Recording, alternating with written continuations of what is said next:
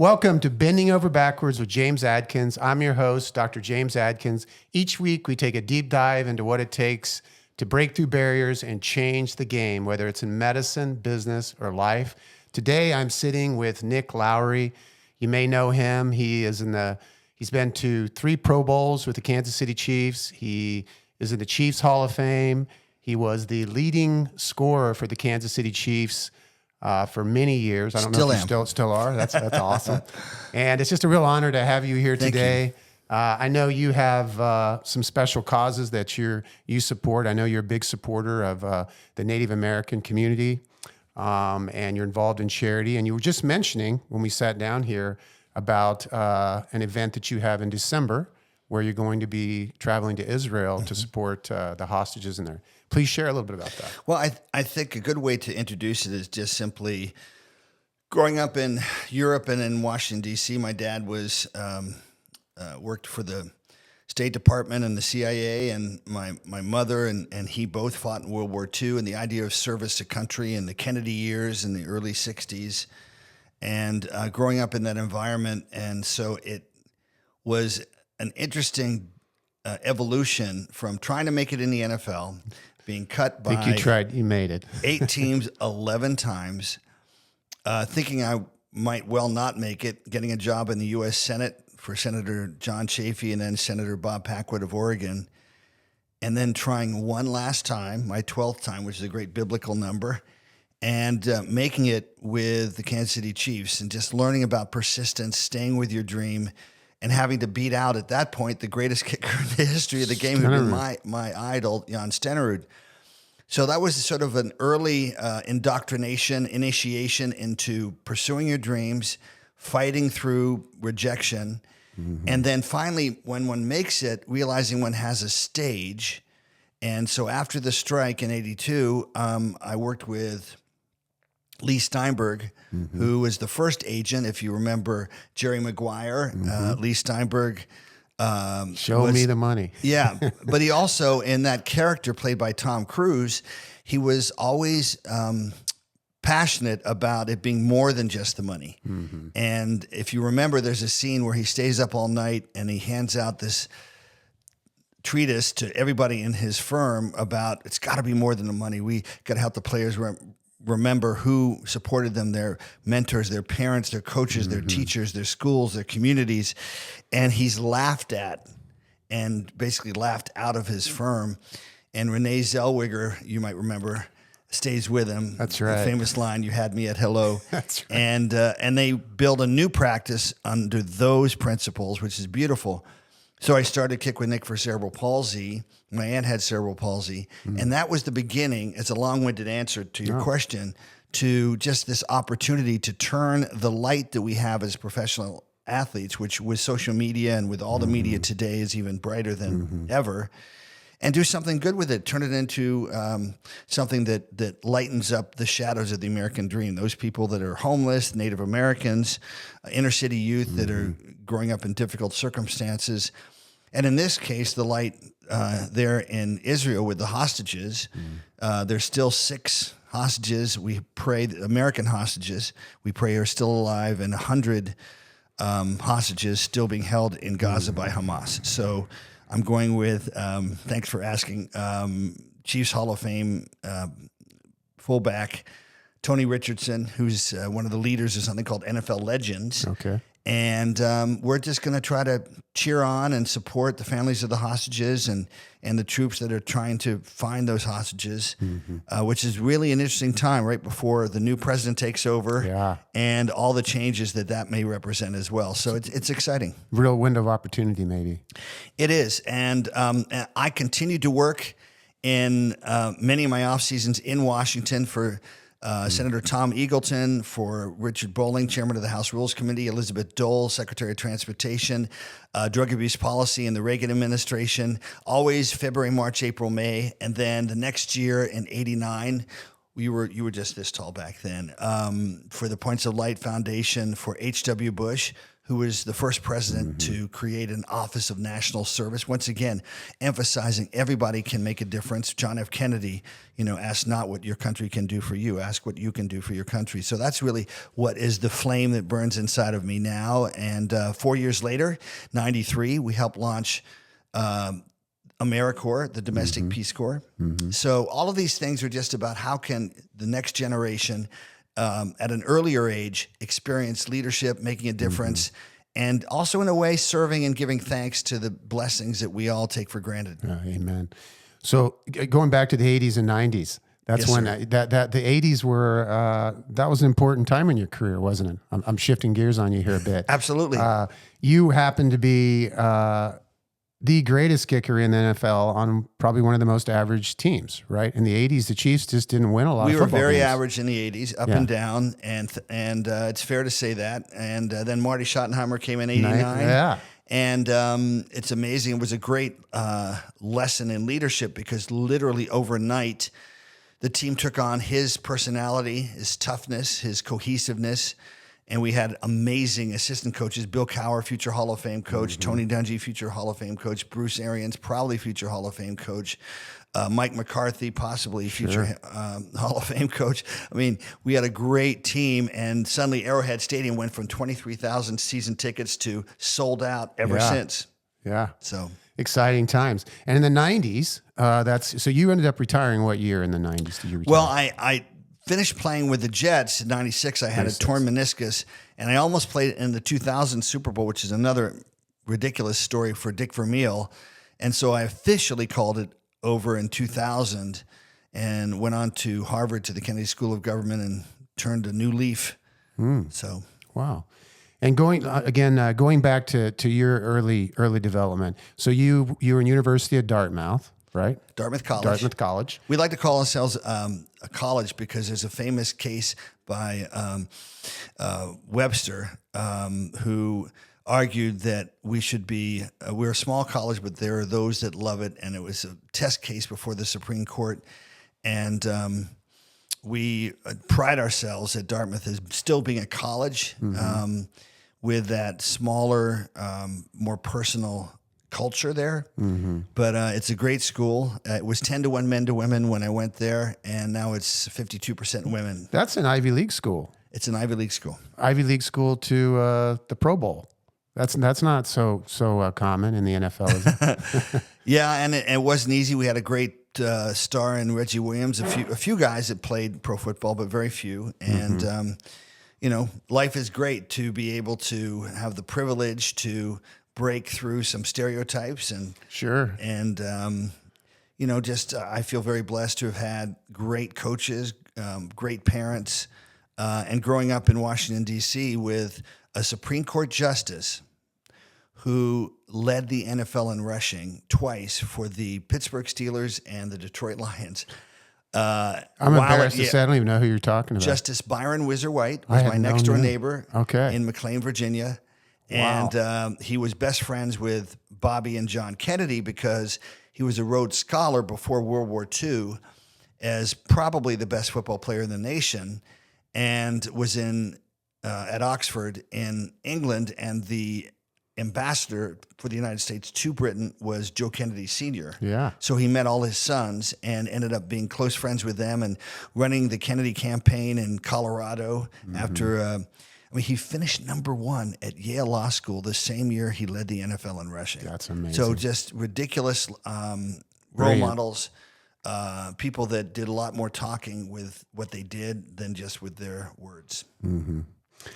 So I'm going to stick a little bit longer on your NFL career because I know that let's do it. Yeah. Yeah. So getting back to what one of your famous games, 1990, to talk about injuries because I'm in spine and pain medicine, and the idea you had a really famous game. It was in Chicago, right? When you had a knee injury, you went 5 for 5 in that game. It was important for getting the Chiefs into the playoffs, isn't that? Am I remembering that correctly? Or? Well, it was late in the season, and I hyperextended my knee against the San Diego Chargers, but managed to kick the game-winning field goal to put us in the playoffs. But it was the last game of the season, and it was in foggy, Cold weather. muddy Soldier Field, and I was able to kick 5 field goals with a hyperextended knee. With a hyperextended knee. And, you don't talk about that during the season because you just don't want it to be an excuse. But it was a great way to end the regular season, and 24 field goals in a row, all those things. And, an interesting thing, too, is I made the Pro Bowl 2 times in 3 years when we were finally a good team. I had seasons that were all pro. Literally, I was all pro, but wasn't voted to the Pro Bowl because our team didn't do well. So it's really interesting, I think, example that when your team does well and you think in those terms, more things flower from that. Sure, it is the ultimate team sport. It is. So the mental toughness that's a popular concept in society today. I think about my morning routine, what I go through to make myself stronger mentally, and how do you deal with the pressure of a kick? I mean, were you a meditator? Were you? I think you're a man of faith. But what would you do to calm your? Well, by the way, I have a lot of respect for doctors because you got your moments of truth too. I mean, there can be some potential life-changing or life-ending circumstances in addition to life-enhancing outcomes, hopefully all the time. Just not 70,000 people in a stadium and yes. A few 100 million people watching you on TV. Exactly. My book, which is coming out in January, is called Naked and Alone with 80,000 People. And that's, really? You're naked alone in the operating room, and you just have to get it done. And it is life or death, just to be careful with details that are crucial. So I really respect that. But, for me, it was the process of getting used to the uniqueness of a 1.27 seconds when the ball is snapped back 24 feet, caught by the holder, put down, and you actually are moving towards the ball, and the ball is being spun so that you don't kick the laces, hopefully. It's actually not moving for 1/10 of a second, maybe 2/10 of a second as you're moving. And then you have to kick it through 18-foot wide targets with wind and 11 people paid right now $5 million each on average to block your kick only 21 feet away. So it takes time to get used to that. And it's also a great analogy as the kicker that this is your office between where I am right now. Let's say it's where I begin my field goal approach and the ball's over there. That's my office. I have to control that. And if I control that and nothing else to get that clarity, everything will be fine. I can't control the 80,000 people. And I would imagine in its own way, very different in many other ways, as a surgeon, one has to be completely focused on what you can control, your tools, certainly aware of the team around you, providing the right environment, and obviously the patient himself or herself. But it's still always about being able to focus on and being so relentlessly clear about what you can control and blocking out everything else. Was there a mantra you would go through in your mind and trying to break that down? Did you have a was there a prayer? Was there anything in your mind? I know there are lots of different breathing techniques. There were lots of different methods. One was early in my career, I was a drama major my first 2 years, and then I shifted to government. Okay. But as an actor, I would literally fake it till I made it. So I would run out as if I'm Gary Yepremian, who was a left-footed soccer-style kicker for the Miami Dolphins. He was just easygoing, and that kind of put me in that body space and body language. And then there was Mark Mosley, who actually was a straight-on kicker. Yeah. But I loved the way he was just disciplined, stayed within himself, and again, matter of fact and confident. So that put me in that place. But lining up the kick, towards the end of my career, I came up with something, and every player has to find what works for them. Sure. But I've come to study. I had a radio show called Head Gains Radio on Sirius Satellite, 800 shows in 3 years. And we know that the self-conscious mind is much more crude. And by that, I mean the major muscle groups take over when you're self-conscious. I've got to make this kick. I've got to get this just right. So creating mechanisms that release one's faith in one's natural abilities, the synapses in the brain work 100,000 times faster. And the deafness, obviously as a surgeon, the relaxed touch, kinesthetics, if you will, of kicking or of being a surgeon in a way is everything. So I would approach the ball. I'd say left foot because I was a right-footed kicker. Left foot would remind me just to plant right at the target and then explode. Explode was the word that triggered for me the right response, which was not to kill it, but attack it. Don't think too much. Attack it. Let it go. Release it. And there are so many examples, whether it's the manager that tells the pitcher on the mound, whatever you do, don't throw it inside. And then he's thinking, the player's thinking, I'm not going to throw it inside. But what he's thinking is the image of inside. So he throws it inside. Sure. And so priming your mind to release and let its natural infinite potential play out is one of those magical lessons that sometimes it took me a while, but it really did help, and I kicked much better after that. I can tell, obviously.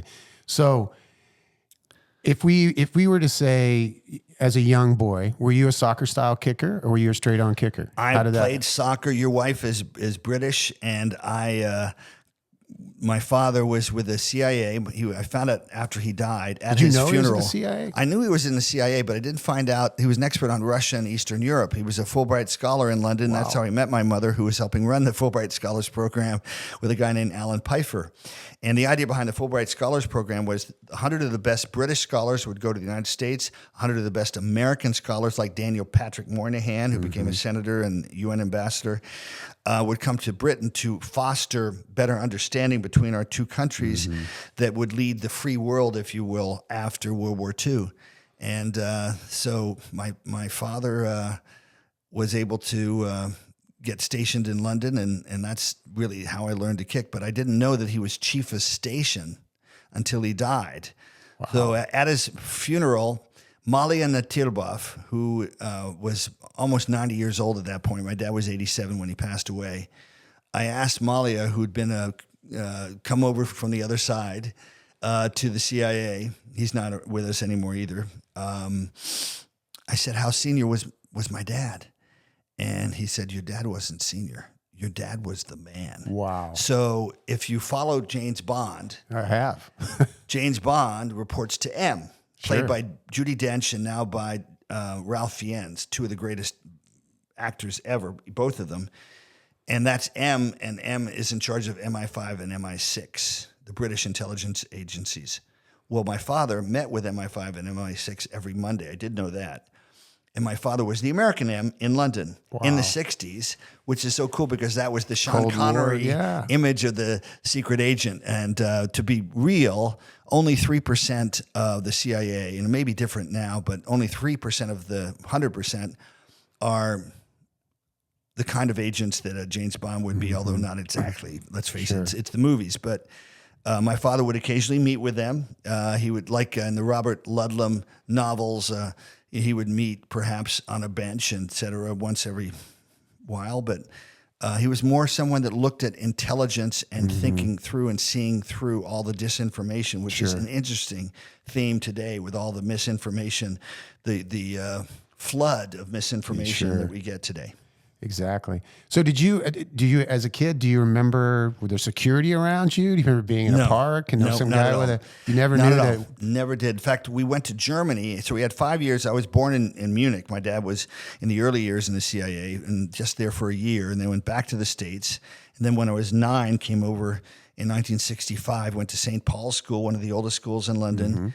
Played soccer 10 hours a day. England hosted and won the World Cup in 1966. Britain, the Queen, and that was a great experience. My mother loved it. And then we went to Germany in 1968. You may remember that the Russians invaded Czechoslovakia and the spring of freedom. That's right. That Czechoslovakia was trying to usher in.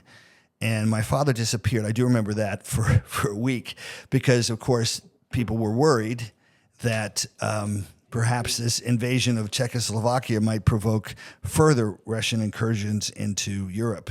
So those are just interesting things. But my father he also was with something called the Office of National Estimates when he went back to the CIA in McLean, Virginia, which is where we went to school.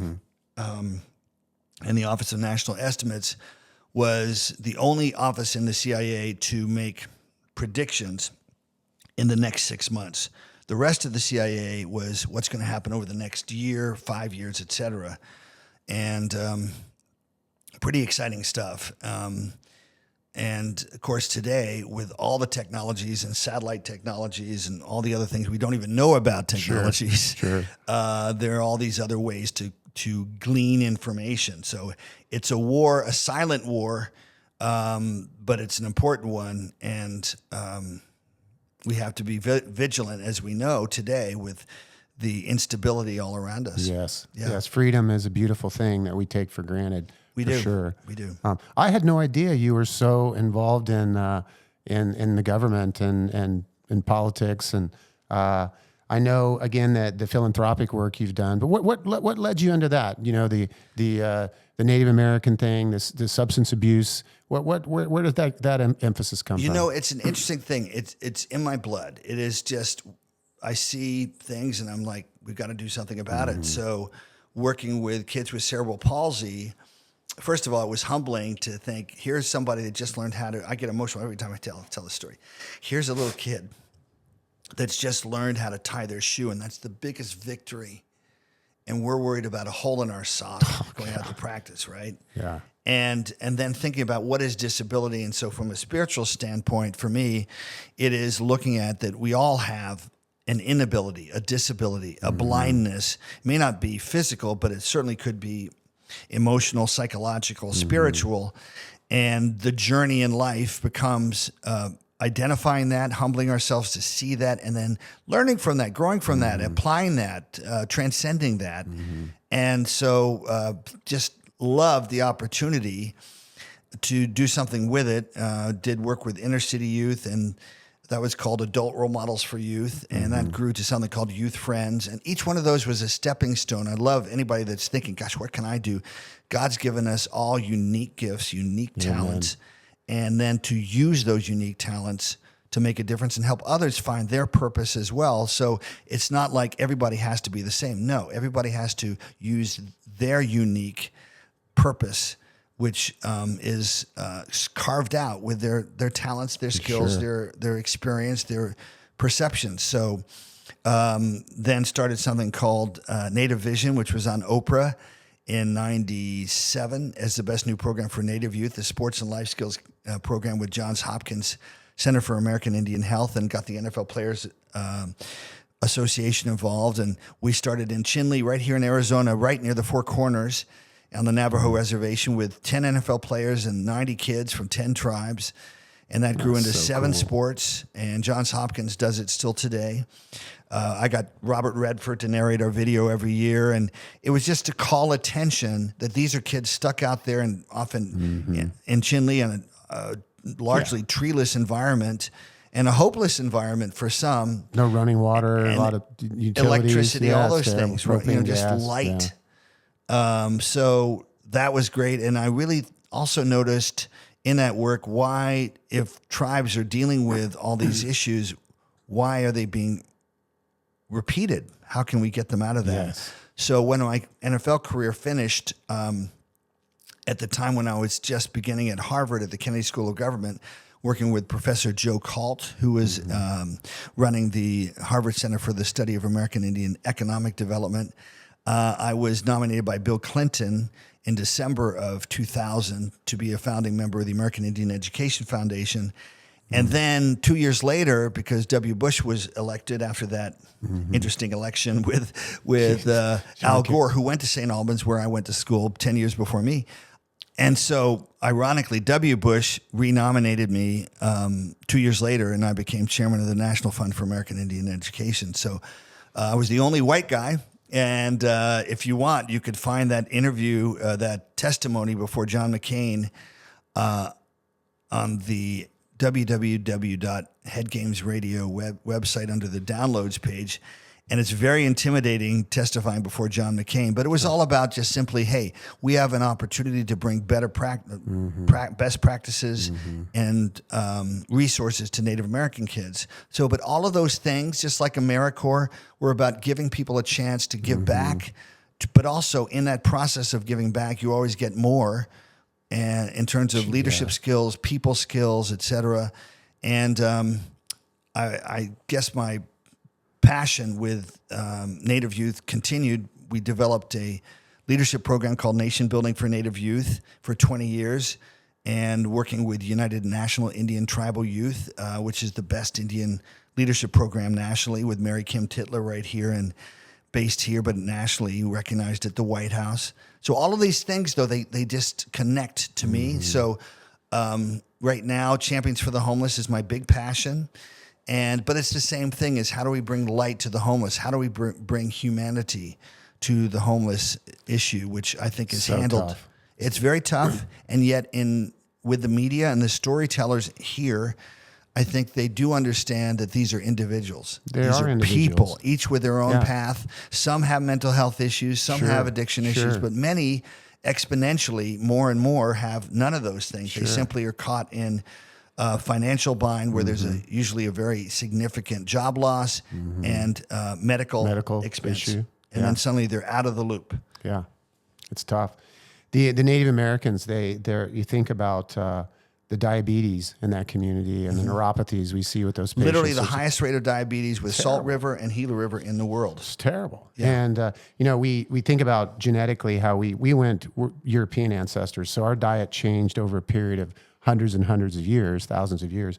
The Native Americans went from eating maize and corn to cheeseburgers.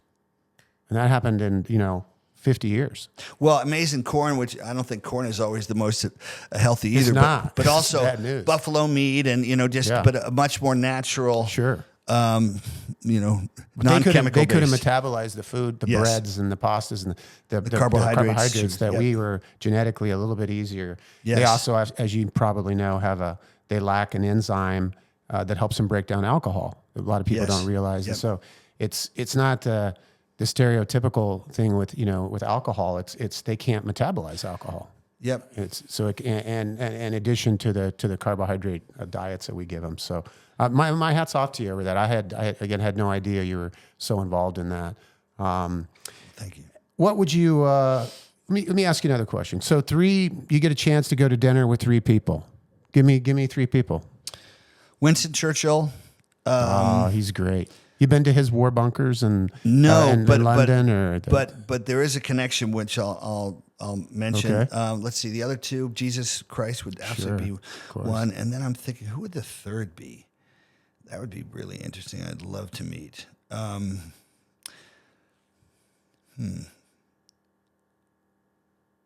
Alexander the Great would be pretty amazing. You're a history buff. Well, Alexander the Great was interesting because when he conquered the Persian Empire, he married the key daughter of the Persian Empire, and he required 80 of his top lieutenants to marry too, to try to. It's the first military that I know of, military figure, obviously a great military figure, to understand culture. And that by marrying in, this would require a respect for the Persian culture that wouldn't have happened otherwise. And for a while there, it worked. Once he died, unfortunately, it fell apart to a large degree. Yeah. And Winston Churchill, he certainly saved Western civilization, didn't he? You got to go to his bunkers in London. It's where he prosecuted the war. Go in his room and see where his bathtub was and where he sat and where he slept. I mean, I agree with that. He's one of my favorites.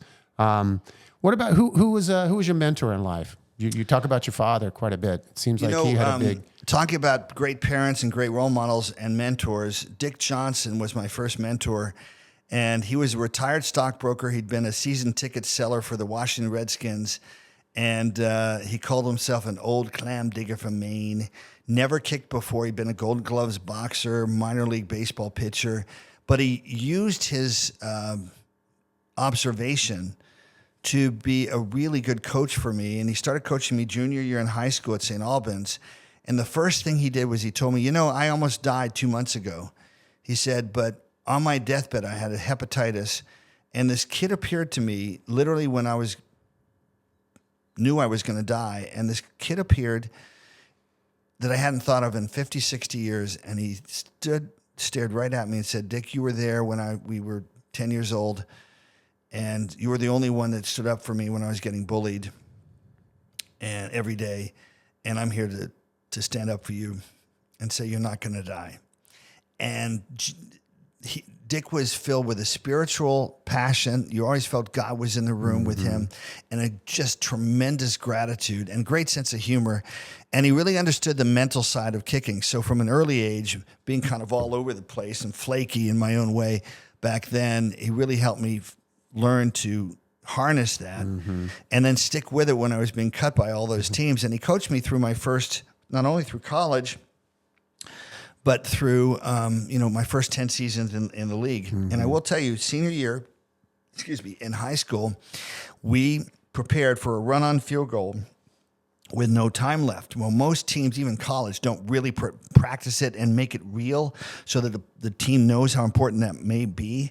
The last game of my high school career, we're down 7-6 in the mud and the rain against our arch rival Landon, which was a 75-year rivalry, 5,000 people at the game, cold, raining, muddy, windy. And I ran on the field with no timeouts left, with 20 seconds left, and kicked a field goal that literally went through the uprights as time expired. And all the Landon fans thought, well, nobody's going to hit a 43-yard field goal in the mud and the rain. So they're running on celebrating that they've won the league championship. And I didn't see the video till 10 years ago, having not seen it, for 30 years. And then there's a delay, and all the St. Albans people run on the field. And that was a wonderful, magical, Hallmark film sort of experience. But it was a hint that I might be able to go further. Good stuff. I can share a high school, one of my moments in high school. We won a state championship in football. And our Where was this? Fredonia, Kansas. So I grew up in Southeast Kansas. Oh, really? Fredonia, Kansas. Yeah. A guy named Kendall Trainer who ended up. You know who Kendall Trainer is? Yeah. Played for Arkansas and was a kicker, I think, for the Cardinals. He was on my high school football team. Really? And he kicked a 40-some. I want to say it was 43 in the state championship to help us win the game. So it was what an experience. I mean, that's a way to finish a game, kicking a field goal at the end of the game. So, Nick, thank you for being here today. I know you'd mentioned Champions for the Homeless. How can people find you and support you in these charitable causes that you're leading today? Thank you. First of all, I want to thank you because podcasts are the newest form of storytelling. So it's the storytellers that say what's important in the world. So thank you for that because it helps people be reminded what really matters in life. So thank you. Champions for the Homeless can be found on my website, the Nick Lowry Foundation, nicklowry.com/donate. And send me an email on there with your address. And for a $300, I almost said $3,000, $300 donation, it's a write-off too, which is great. It purchases clothing, underwear, socks, T-shirts, backpacks, etc. for the homeless. And you get one of these beautiful necklaces that Patrick Mahomes actually has. It's been very popular. People love it. It's bling. And you actually, you also get a nice silver necklace that goes with it. Excellent. Very cool. Thank you so much. Appreciate you, man. Thank you. Thanks so much, man.